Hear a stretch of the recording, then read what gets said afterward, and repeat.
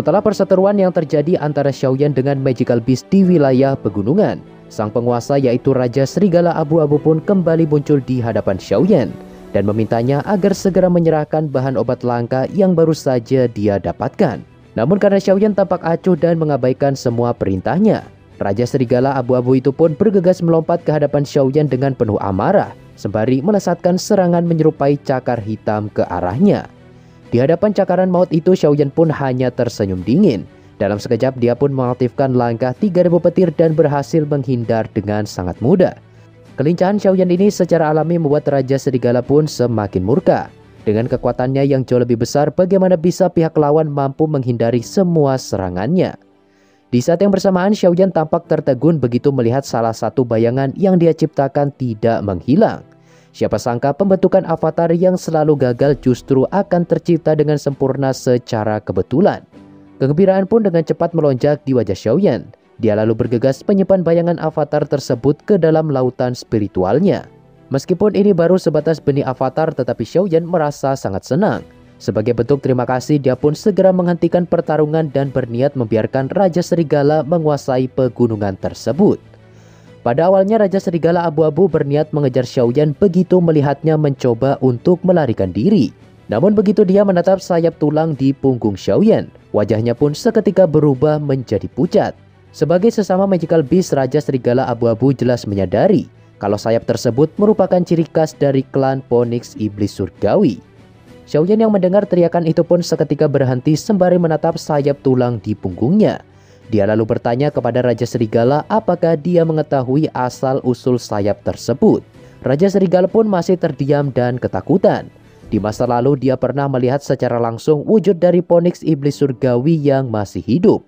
Tekanan yang berasal dari garis darahnya benar-benar membekas dalam ingatan Raja Serigala sampai saat ini. Di samping itu dia juga sangat penasaran bagaimana Xiaoyan bisa memiliki sayap tulang yang tercipta dari mayat tersebut. Sejauh yang dia tahu, setiap Phoenix Iblis Surgawi yang sekarat secara alami akan kembali ke wilayah klan mereka. Sehingga mustahil bagi orang luar untuk mendapatkan segala hal yang berhubungan dengan Phoenix Iblis Surgawi.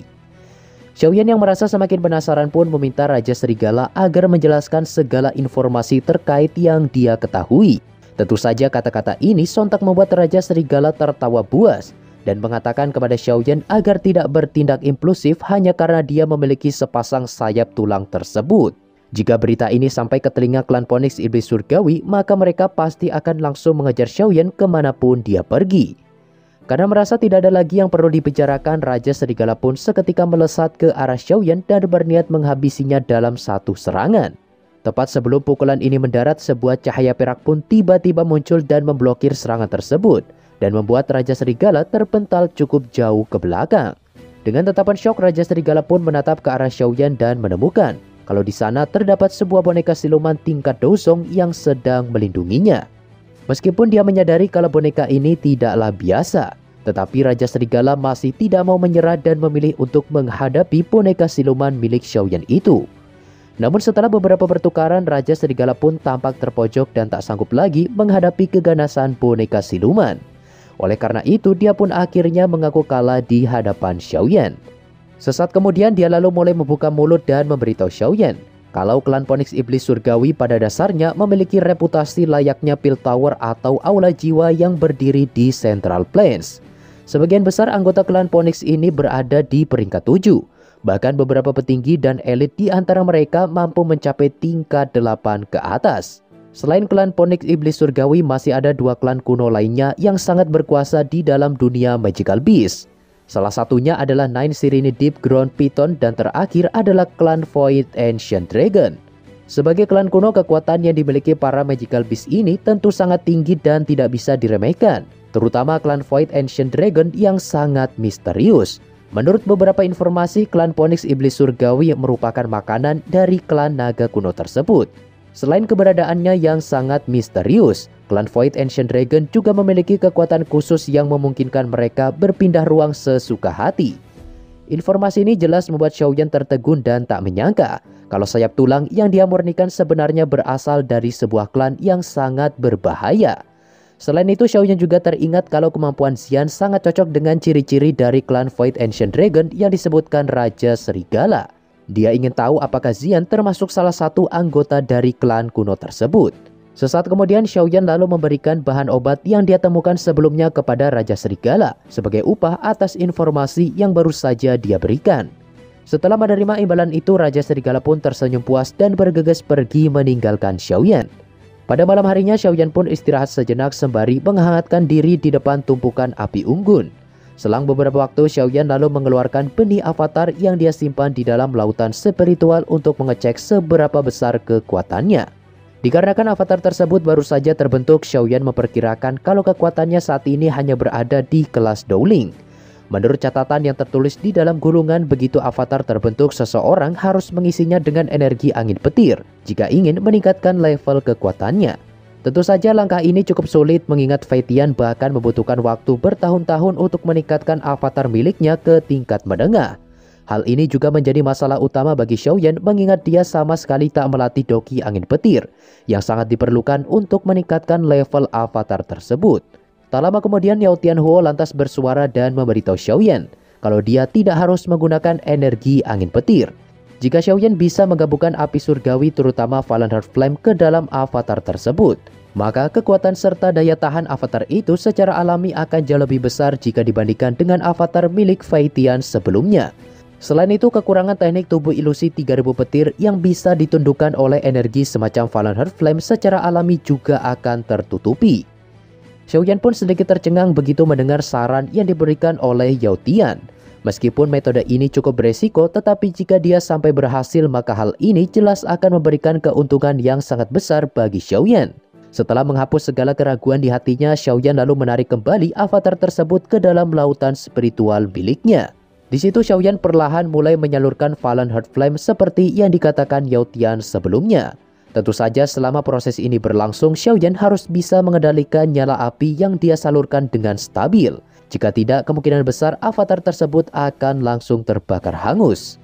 Meskipun metode ini membutuhkan fokus tingkat tinggi serta waktu yang sangat lama, tetapi Xiaoyan dapat merasakan kalau avatar miliknya itu terus mengalami peningkatan seiring berjalannya waktu.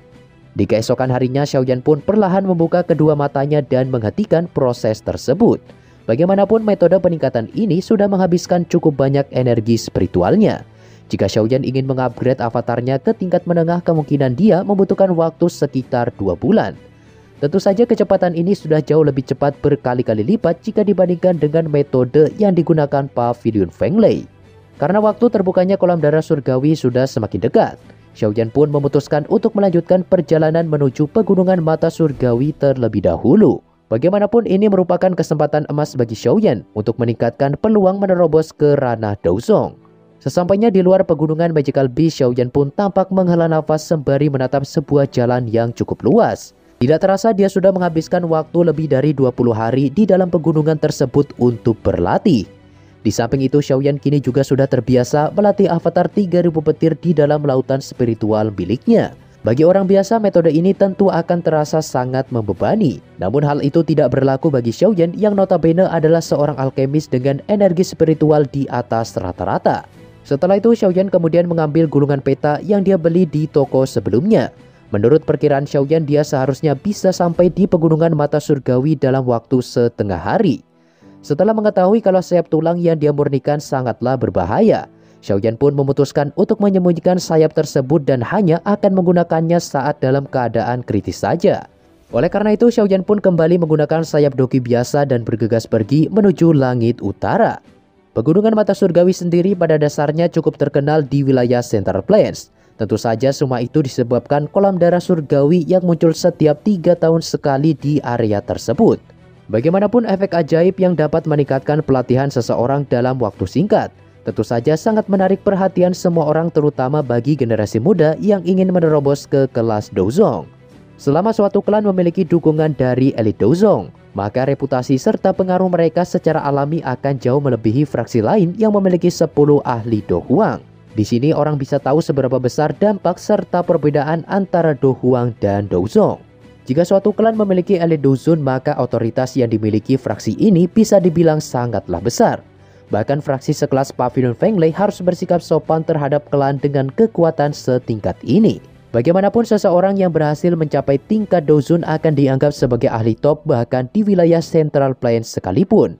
Jika di Kekaisaran Jama atau wilayah Black Corner, keberadaan seorang elit Dozong mungkin sudah bisa dianggap sebagai eksistensi tertinggi. Namun di dataran tengah kekuatan setingkat ini hanya setara dengan fraksi kelas 2 ke bawah. Dan di atas semua itu masih ada elit Doseng yang dianggap sebagai legenda.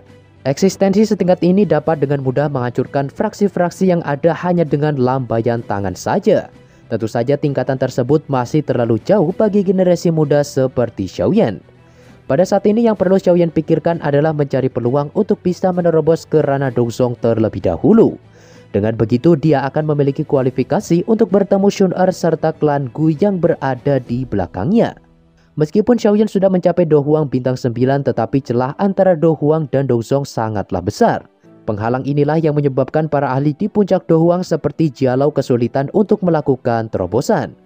Singkat cerita Xiaoyan pun akhirnya tiba di area pegunungan yang sangat luas.